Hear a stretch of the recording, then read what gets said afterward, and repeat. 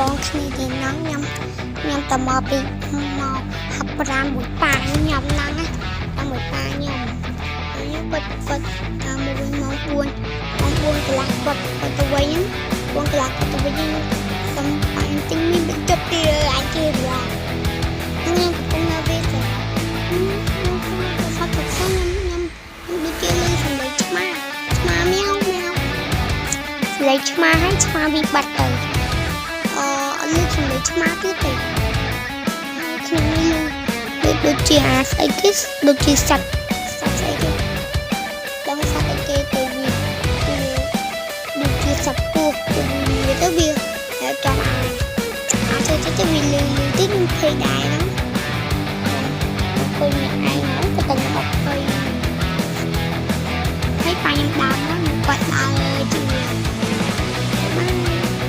ចាំប៉ាខ្ញុំទិញវាអស់ចាំថតវីដេអូទៀតបាយ